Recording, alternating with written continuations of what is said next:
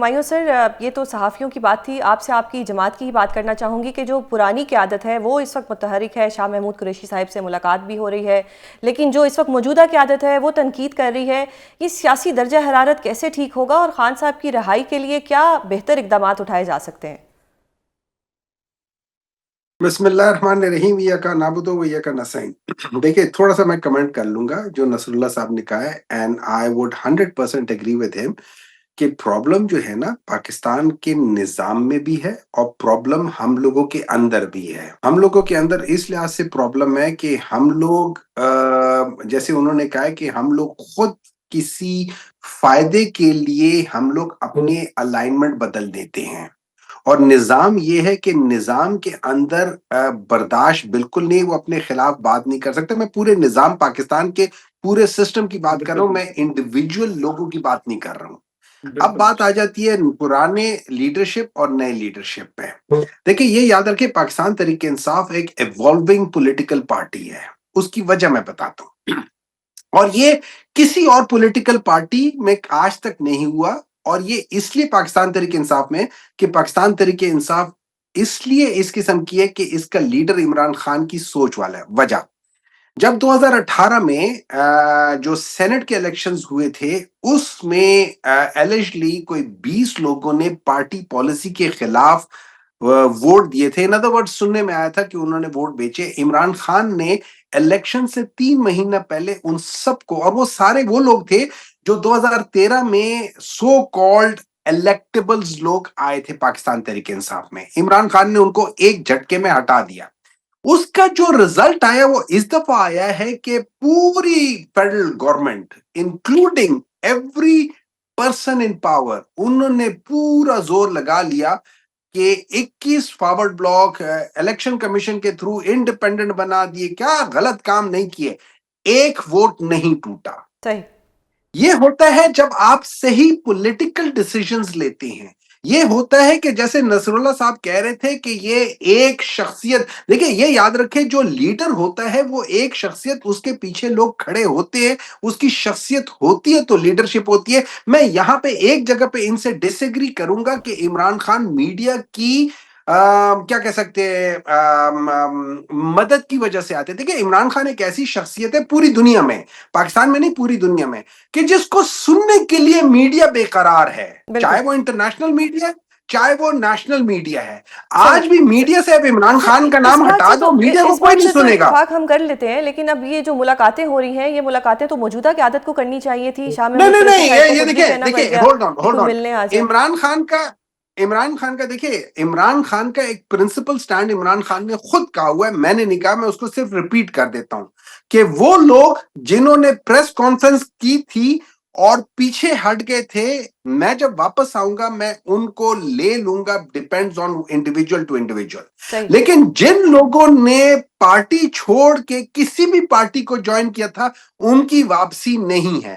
تو اس میں میرا میں بھی کچھ نہیں ہے. سوری قطع کلامی کے لیے، مرزا افریدی صاحب کو بھی تو پھر سینیٹر بنایا گیا، انہوں نے بھی تو کنڈیم کیا تھا جو 9 مئی کو ہوا تھا. عمران خان انہوں نے پارٹی نہیں چھوڑی تھی، انہوں نے کنڈیم کیا تھا، اور یہ اختیار عمران خان کے پاس ہے. اگین انہوں نے کہا ہے یہ اختیار ان کے پاس ہے، میرے پاس نہیں ہے. رہی بات یہ سابقہ، سارے ضرور جائیں ملے، مجھے اس سے کوئی پرابلم نہیں ہے.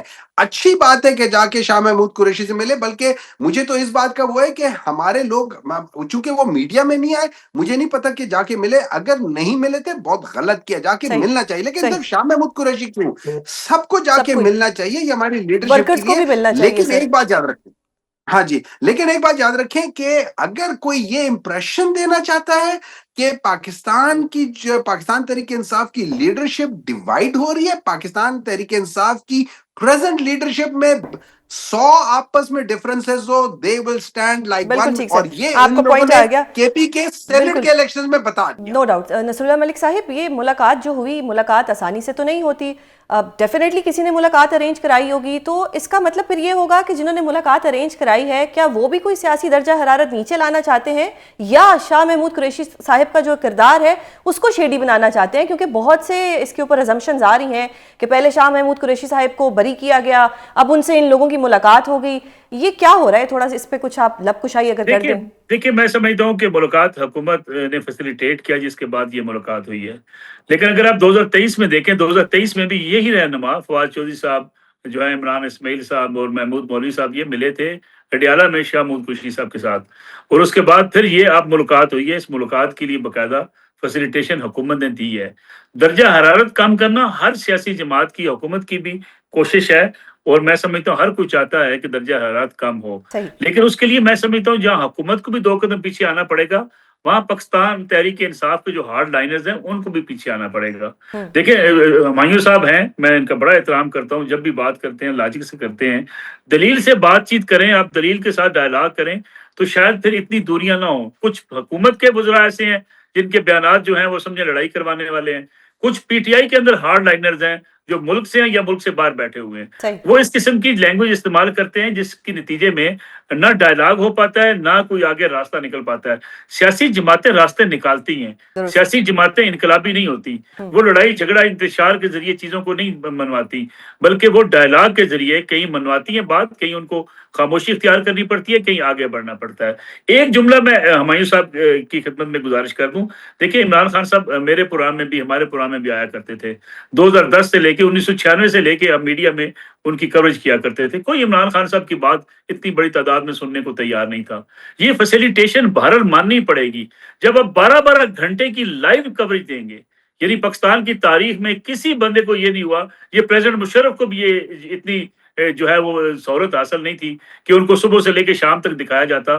جب یہ 2011 کے بعد فیسیلیٹیشن شروع ہوئی, اس نے عمران خان صاحب کو سپورٹ کیا, اور یہ ماننا چاہیے. فلمیں بنی اس ملک کے اندر, چمیلی فلم کس لیے بنی تھی کہ ایک سپورٹس مین اٹھتا ہے, اٹھ کے سارے لوگوں کو کرپٹ قرار دیتا ہے, اس کے پیچھے کہاں سے فنڈنگ تھی, کیا ہو رہا تھا, ان باتوں کو ہمیں تسلیم کر لینا چاہیے. صحیح سر, آپ کا پوائنٹ آ گیا. ہمایوں سر, ایک تو پہلے 26ویں آئینی ترمیم تھی, اس میں جو چیزیں رہ گئی تھیں, اب کہا جا رہا ہے کہ 27ویں آئینی ترمیم میں بھی وہ آ رہی ہیں.